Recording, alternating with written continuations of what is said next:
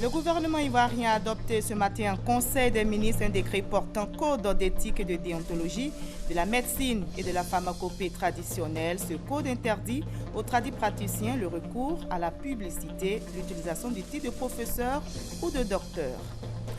Demain, jeudi 28 janvier, s'ouvrira à La Haye le procès de l'ex-président ivoirien Laurent Gbagbo et Charles Blé Goudé, ancien leader des Jeunes Patriotes. 4 charges de crimes contre l'humanité sont retenues contre eux. La foire internationale du tourisme de Madrid s'est achevée le dimanche 24 janvier dernier. Cette foire a été bénéfique pour les participants ivoiriens. Plusieurs contacts ont été noués avec des opérateurs économiques. En Centrafrique, les élections législatives ont été annulées et le second tour de la présidentielle qui devrait se tenir dimanche prochain a été reporté à une date ultérieure. Bonsoir à tous. Merci de choisir le journal de RTI 1 pour vous informer. Les praticiens ne doivent plus utiliser le titre de professeur ou de docteur dans l'exercice de leur métier. Il leur est aussi interdit de faire recours à la publicité. Ainsi en a décidé le gouvernement ivoirien. Ce code d'éthique et de déontologie de la médecine et de la pharmacopée traditionnelle a été adopté ce matin en Conseil des ministres. Mahamadou Traoré, Abiba Dambélé Saoui. À l'instar de bien de corporations, celle de la médecine traditionnelle sera désormais soumise à un code d'éthique et de déontologie. Ainsi en a décidé par décret le Conseil des ministres, tenu ce mercredi 27 janvier au palais présidentiel. Ce décret organise un ensemble de règles qui exigent des praticiens de la médecine traditionnelle une certaine connaissance, un certain savoir-faire, l'obligation et l'habileté qui se rattachent à toute démarche de soins, notamment une démarche diagnostique d'abord et ensuite une démarche thérapeutique. À cet effet, ce décret interdit, notamment aux praticiens de la médecine traditionnelle, tout acte de publicité dans l'exercice de leur art. Par ailleurs, il interdit l'usage du titre de docteur ou de professeur ou de tout autre titre de la médecine conventionnelle par les praticiens de la médecine traditionnelle. Il est proscrit l'usage des parties du corps ou d'organes humains aux fins thérapeutiques de médecine traditionnelle. Voilà qui devrait mettre fin à l'anarchie que connaît ce secteur. Autre décision majeure prise lors de ce conseil, c'est l'ordonnance portant modification de la loi sur la réglementation des bureaux de crédit. La présente ordonnance dispense les banques et les établissements financiers de l'obligation de recueillir le consentement préalable des clients ayant bénéficié de prêts avant le 21 avril 2014, date d'entrée en vigueur de la loi portant réglementation des bureaux d'information et de crédit. La loi s'était limitée aux nouveaux demandeurs de crédit et l'ordonnance ici étend cette demande à tous ceux qui ont des crédits non encore totalement remboursés. Au chapitre des communications, le gouvernement a adopté une série de mesures visant à rendre l'aéroport international Félix Houphouët-Boigny d'Abidjan plus compétitif. Ce sont entre autres la suppression des taxes Trésor et Solidarité nationale, la réduction de moitié de la taxe touristique qui passe de 8 000 à 4 000 francs CFA pour les vols internationaux ou encore la suppression des frais perçus par l'Agence nationale de l'aviation civile au profit de la police nationale pour l'acquisition d'équipements modernes nécessaires à l'identification, au contrôle des passagers et à l'interconnexion au réseau Interpol. Toujours au titre des communications, la grève sur les sites de production de la société sucrière Sucaf Côte d'Ivoire à Ferkessédougou. Une grève émaillée d'actes de violence que le Conseil a déploré. À la suite des actions qui ont été menées par les autorités préfectorales, par les élus, par les ministres chargés de l'industrie et de l'emploi, par les chefs coutumiers, en concertation évidemment avec la direction de la SUCAF, on peut dire aujourd'hui que la crise est passée et qu'une accalmie est observée sur les différents sites. Les complexes ont en effet repris leurs activités depuis le lundi 25 janvier dernier. Conformément à l'agenda prescrit par le chef de l'État le 13 janvier dernier, ce Conseil a adopté les projets de décret portant attribution des membres du nouveau gouvernement. Le prochain Conseil des ministres est annoncé pour le 10 février. Le président de l'Assemblée nationale du Niger, Amadou Salifou, est à Abidjan pour une visite de travail.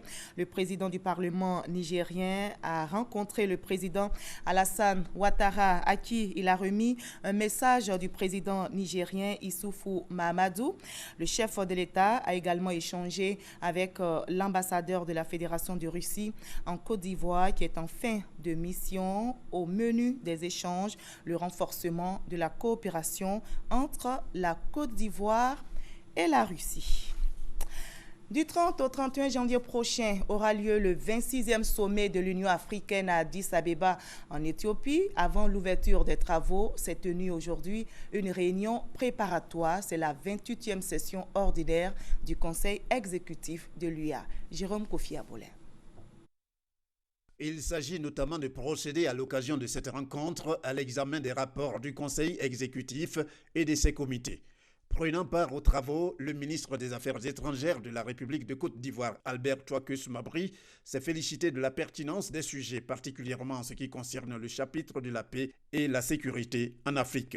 Le Conseil exécutif aussi aborde les questions de paix et de sécurité qui feront donc l'objet d'une session spéciale des chefs d'État, mais aussi des questions de développement, bien entendu en rapport avec la sécurité, parce que la sécurité est un préalable à toutes ces questions. Donc la lutte contre la pauvreté, les questions climatiques qui ont été évoquées à l'occasion de la COP 21, la coopération, le fait que l'Afrique, avec tout son potentiel, doit se donner les moyens de son développement. Outre sa participation à cette 28e session ordinaire du Conseil exécutif de l'Union africaine, le ministre Albert Touakus Mabry a initié des échanges avec ses collègues d'un certain nombre de pays dans le cadre du rayonnement de la Côte d'Ivoire sur la scène internationale, comme le veut le président de la République, Alassane Ouattara. Nous avons reçu 6 délégations, notamment du Japon, de la Grande-Bretagne, de la Géorgie, de l'Australie, du Maroc, qui nous ont tous rendu visite pour nous expliquer leurs préoccupations. Quelquefois, c'est des questions de coopération bilatérale, d'autres fois, c'est des questions multilatérales. Absolument, la Côte d'Ivoire est de retour et à chaque occasion, nous devons l'affirmer et l'afficher. C'est le cas ici. Et lorsque un pays est sollicité, lorsque les autres délégations cherchent à échanger, à avoir notre point de vue sur des questions sensibles, ça signifie que nous comptons et cela est heureux pour la Côte d'Ivoire et nous devons continuer en tout cas sur la lancée que le président de la République a tracée. Pour en venir au 26e sommet ordinaire de l'Union africaine, il va se tenir sous le thème « Année africaine des droits de l'homme » avec une attention particulière pour les droits des femmes. Au regard de cela, le président de la République, Alassane Ouattara, au nombre des chefs d'État et de gouvernement attendus à cette session, va certainement présenter les avancées notables enregistrées par la Côte d'Ivoire en matière de promotion, de protection et de défense des droits des personnes en terre ivoirienne.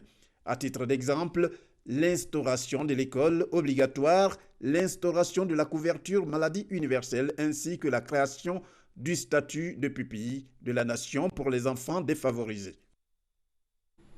Et loin de l'Éthiopie, ici en Côte d'Ivoire, le président de l'Assemblée nationale du Niger, qui poursuit sa visite à Abidjan, a eu une séance de travail avec le président du Parlement ivoirien, Amadou Salifou, et Guillaume Soro veulent accentuer la coopération interparlementaire entre les institutions qu'il dirige, comme nous l'explique Michel Digri.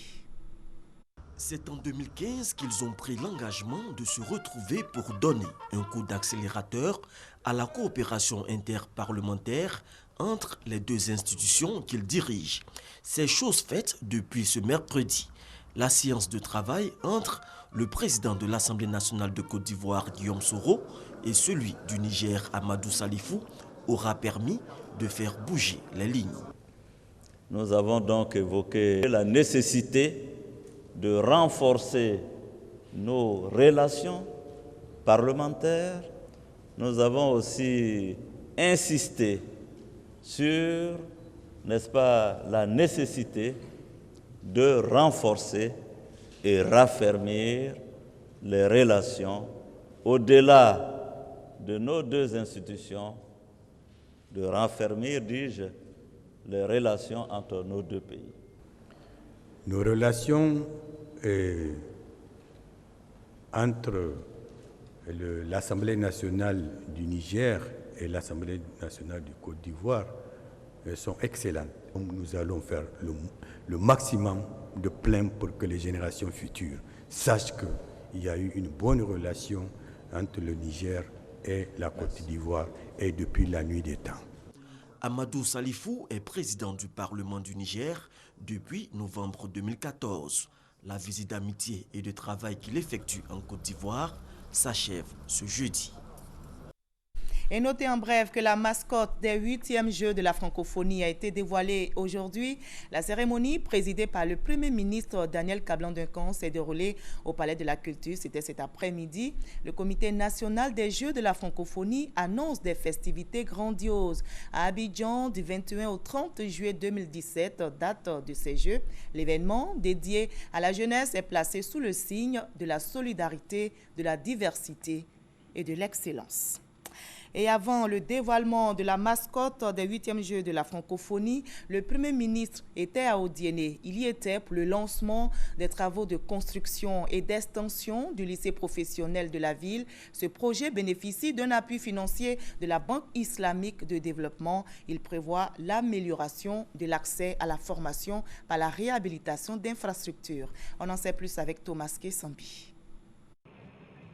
À Odiéné, dans la capitale du Kabadougou, le Premier ministre Daniel Kablan-Duncan ne procède pas aux différents lancements de travaux pour lesquels il se déplace sans une visite de courtoisie au chef de canton El Hadj Touré Lanciné et à ses cabas au quartier Vakabala. Après ces civilités, place à la cérémonie de lancement du projet de reconstruction du lycée professionnel d'Odiéné. Autrefois établissement de référence en matière de formation professionnelle, le lycée a sombré peu à peu dans la désuétude. Une des priorités en ce moment du nouveau ministre de la formation professionnelle, c'est avec empressement que le ministre Paul Kofi Kofi présente le projet au chef du gouvernement. Le projet s'articule autour de 3 composantes, dont l'amélioration de l'accès à la formation professionnelle par la réhabilitation des 21 bâtiments que vous voyez et acquisition de matériel didactique et autres. La seconde pour améliorer la qualité de la formation professionnelle, notamment le développement des curricula, le recyclage des 220 enseignants, inspecteurs, autres personnels. Et la troisième pour la gestion du projet. Pour le Premier ministre, ce projet contribuera à n'en point douter au développement régional qui prend en compte la jeunesse. Mesdames et messieurs, depuis 2003, votre lycée a été délocalisé à Abidjan-Yopougon, dans des conditions très précaires et démotivantes pour les élèves et les enseignants et l'administration. Votre attente pour le retour de cet établissement, jadis fleuron de notre dispositif de formation professionnelle, et particulièrement dans le domaine de l'agro-industrie, a été longue. Mais je puis vous assurer, comme nous le constaterons bientôt, que le bout du tunnel n'est pas loin. La vocation de ce lycée est de former des jeunes qualifiés, aux compétences avérées et adaptées aux besoins des industries de l'agroalimentaire. Ces diplômés devront également être capables de s'insérer dans le moyen terme dans le tissu économique et social en tant que promoteurs de leurs propres activités à travers des initiatives d'auto-emploi. Soutenu par la Banque islamique de développement à hauteur de 4 milliards de francs CFA, le projet est prévu s'achever en septembre 2017. La coopération diplomatique entre la Côte d'Ivoire et le reste du monde s'intensifie. Le pays vient d'ouvrir une représentation au Sri Lanka et au Portugal. Les 2 ambassadeurs ivoiriens accrédités dans ces pays ont présenté leurs lettres de créance respectivement aux présidents sri-lankais et portugais. Godefroy Okambawa, Gabriel Zani. C'est le 11 janvier dernier que Seni Tiemele, nouvel ambassadeur de la Côte d'Ivoire près la République du Sri Lanka, a présenté ses lettres de créance au président sri-lankais, Maître Tripila Sirisena. Occasion pour le président de cette République socialiste de féliciter les autorités ivoiriennes pour l'ouverture de l'ambassade de la Côte d'Ivoire dans son pays, avant de rassurer son hôte de la disponibilité du Sri Lanka à œuvrer pour le raffermissement et la dynamisation de la coopération bilatérale. Mais avant lui, c'est Théodore Fana Kofi, nouvel ambassadeur de la Côte d'Ivoire au Portugal, qui avait présenté le 16 décembre 2015 ses lettres de créance à Aníbal Cavaco Silva, président de la République portugaise. Les échanges ont porté sur le retour de la compagnie aérienne TAP Portugal à Abidjan, la réouverture de l'ambassade du Portugal en Côte d'Ivoire et sur le 3e forum économique de Porto. Je le disais en titre, demain jeudi 28 janvier s'ouvrira à La Haye le procès de l'ex-président ivoirien Laurent Gbagbo et Charles Blé Goudé, leader de l'ex-Galaxie patriotique. 4 charges de crimes contre l'humanité sont retenues contre eux, notamment le meurtre et la persécution perpétrée dans le contexte des violences post-électorales en Côte d'Ivoire. Le reportage de Gabriel Zani. Le procès de Laurent Gbagbo et de Charles Blé Goudé s'ouvre le jeudi 28 janvier à la Cour pénale internationale CPI. Les 2 hommes sont accusés pour leur responsabilité pénale individuelle dans 4 chefs de crimes contre l'humanité qui incluent des meurtres, de viols et d'autres formes de violences sexuelles, d'actes inhumains et d'actes de persécution. C'est en mars 2015 que la Chambre de première instance de la CPI a joint les dossiers concernant les 2 hommes, étant donné que leurs rôles dans les crimes présumés sont étroitement liés. Cette instance explique également que les éléments de preuve qui seront présentés dans les 2 affaires sont en grande partie les mêmes.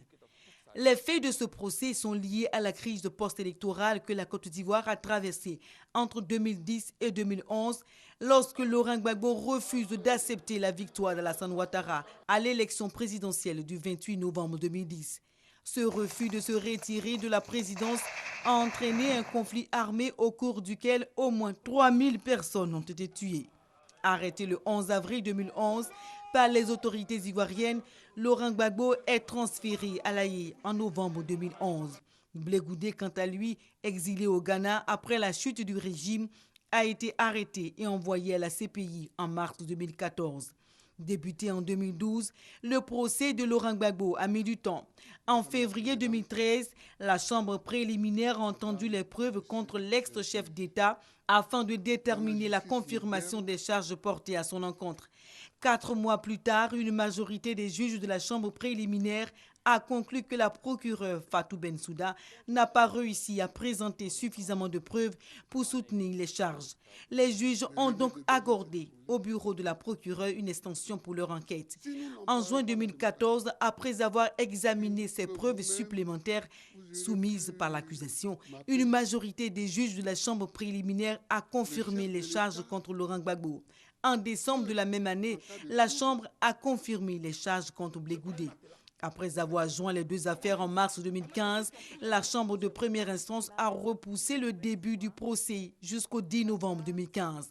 La date du procès a été de nouveau retardée en fin octobre 2015 à la suite d'une demande adressée au juge de la CPI par les avocats de Laurent Gbagbo qui visait à évaluer si sa santé lui permettrait de participer au procès. En novembre, la Chambre de première instance a entendu les arguments de la procureure et de la défense et a conclu, en se basant sur l'opinion unanime de 3 experts médicaux, que Laurent Gbagbo était apte à subir son procès. Laurent Gbagbo est le premier ancien chef d'État à être jugé par la CPI. Son procès envoie un message clair que la justice peut atteindre tout le monde en cas de commission de crimes graves. Blé Goudé est aussi à la barre pour son rôle dans la suite des événements, car il a dirigé un mouvement des jeunes patriotes, mouvement pro-Gbagbo visant à maintenir l'ex-président au pouvoir par tous les moyens. Le procès conjoint devrait révéler les abus commis pendant la crise post-électorale en Côte d'Ivoire entre 2010 et 2011. Le procès de Laurent Gbagbo est la volonté de la justice internationale d'obliger les anciens chefs d'État accusés de graves crimes à rendre des comptes devant la justice. Et avant l'ouverture du procès de l'ex-président ivoirien et du leader de l'ex-Galaxie patriotique, la procureure de la CPI a fait une déclaration. Fatou Bensouda affiche sa détermination à faire éclater la vérité. Elle assure que toutes les informations seront disponibles pour faire connaître toute la vérité au public. Ben Touré, Sylvie Touré. L'objet de ce procès est de faire éclater la vérité sur la crise post-électorale qui a fait plus de 3000 morts en Côte d'Ivoire, a déclaré la procureure de la CPI.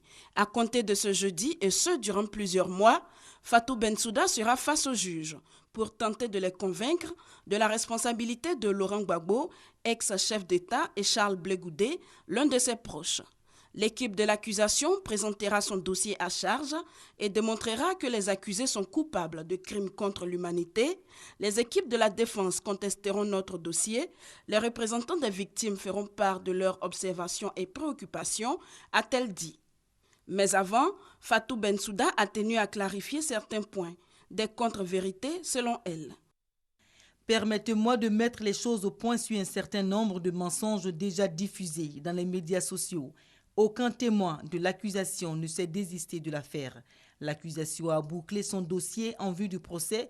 Contrairement à certaines allégations, nous n'avons tenté à aucun moment d'en repousser la date d'ouverture.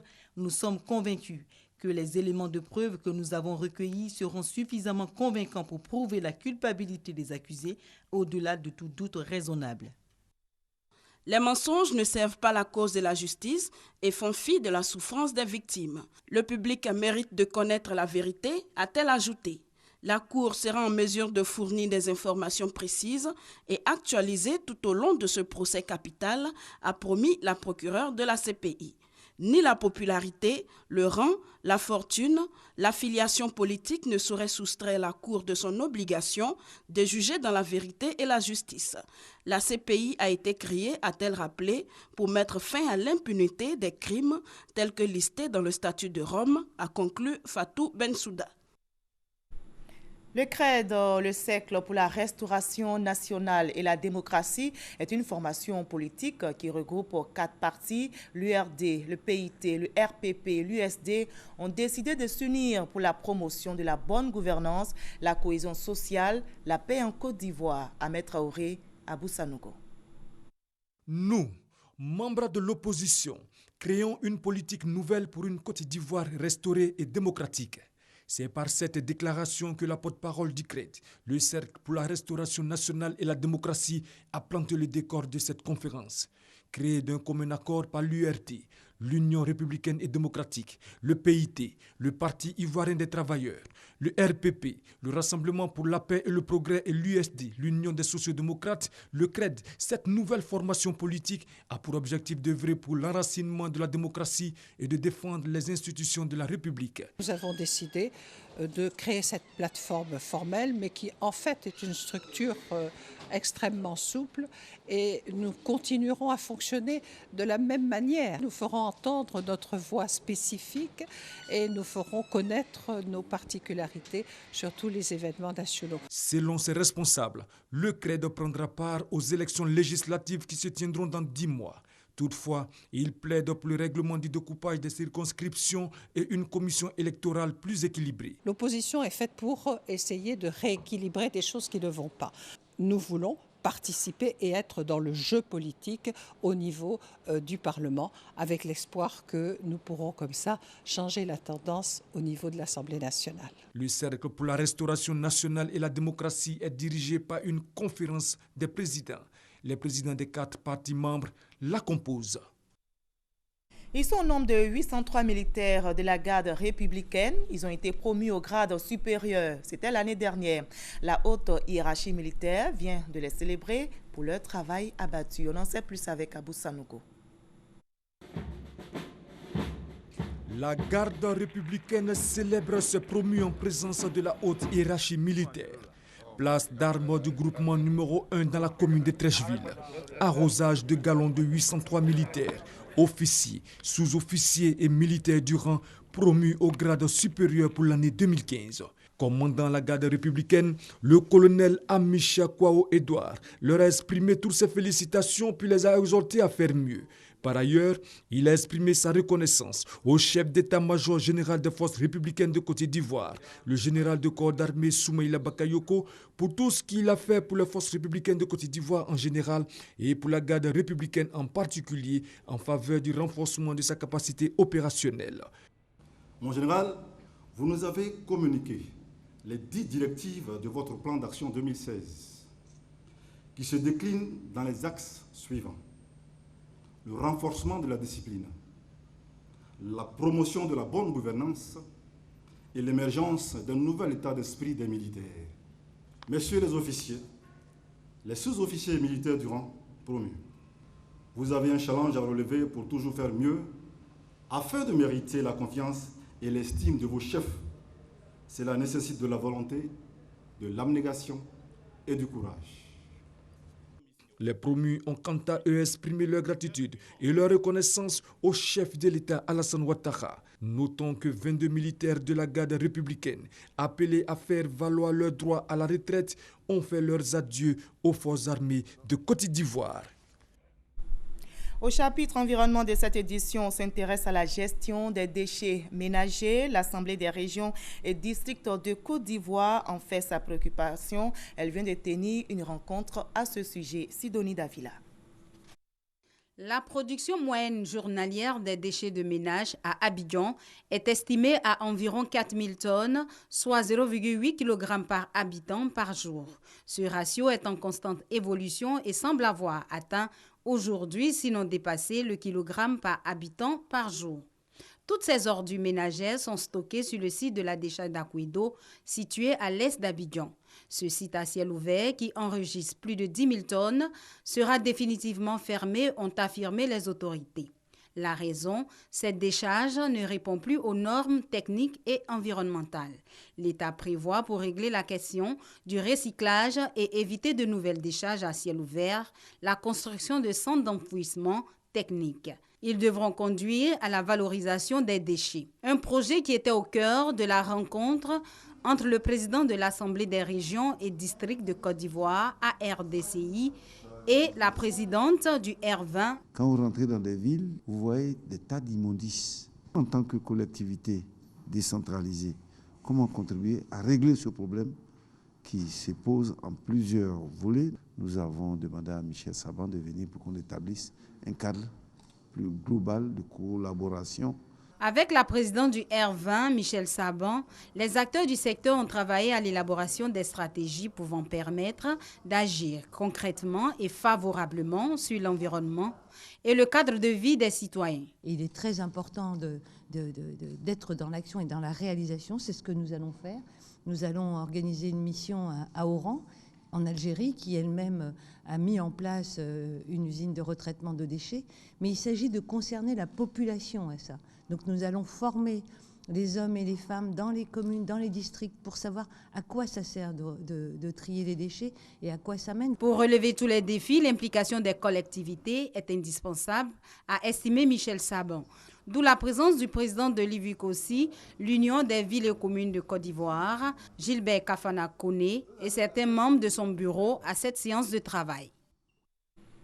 La Foire internationale du tourisme de Madrid s'est achevée le dimanche 24 janvier dernier. Cette foire a été bénéfique pour les participants ivoiriens. Plusieurs contacts ont été noués. Herman Niamien est notre envoyé spécial. Le rideau est tombé sur la 36e édition de la Foire internationale du tourisme de Madrid dénommée FITOUR. L'événement a enregistré un record de 235 000 visiteurs, dont 135 000 professionnels, soit une hausse de 10% par rapport à l'année dernière, ont indiqué les organisateurs de cette manifestation internationale à laquelle ont participé des professionnels du secteur touristique provenant de plus de 165 pays, dont la Côte d'Ivoire. Justement, la Côte d'Ivoire a battu le record des stands visités avec plus de 10 000 visiteurs en 5 jours. Les participants ivoiriens, au nombre d'une vingtaine d'agences de voyage et de professionnels de l'hôtellerie, ont pu nouer des contacts solides avec des opérateurs du secteur du tourisme. En venant au futur, nous avons voulu développer le tourisme culturel et là je crois que nous avons atteint notre objectif parce que nous nous sommes rendus compte que beaucoup de gens s'intéressent à la culture ivoirienne. Nous avons pu rencontrer des potentiels touristes pour la Côte d'Ivoire. Nous avons pu nouer de très bons contacts et nous remercions l'État ivoirien d'avoir mis en place cette plateforme pour nous permettre de vendre la Côte d'Ivoire. Les Espagnols sont très intéressés par nos prestances. Ils sont aussi intéressés par la Côte d'Ivoire en général, par l'écotourisme. Le stand ivoirien a reçu pendant ces 5 jours la visite de plusieurs personnalités, dont les ministres burkinabés et libanais du tourisme.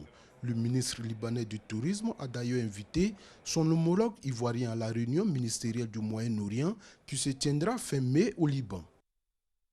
Sur le continent africain, en Centrafrique, les élections législatives ont été annulées et le second tour de la présidentielle qui devrait se tenir dimanche prochain a été reporté à une date ultérieure. Selon l'autorité nationale des élections centrafricaines, ce report est dû à des problèmes organisationnels. Ce deuxième tour devrait opposer les anciens premiers ministres Anissé Georges Dolo-Guélé et Faustin Archange Touadéra. Je rappelle que du 30 au 31 janvier prochain aura lieu le 26e sommet de l'Union africaine à Addis Abeba en Éthiopie. Avant l'ouverture des travaux, s'est tenue aujourd'hui une réunion préparatoire. C'est la 28e session ordinaire du Conseil exécutif de l'UA. Et le président de la République, Alassane Ouattara, se rendra demain en Éthiopie pour le 26e sommet de l'UA. Voilà, fin de ce journal. Merci à vous tous de votre aimable attention. Qui feront donc l'objet d'une session spéciale.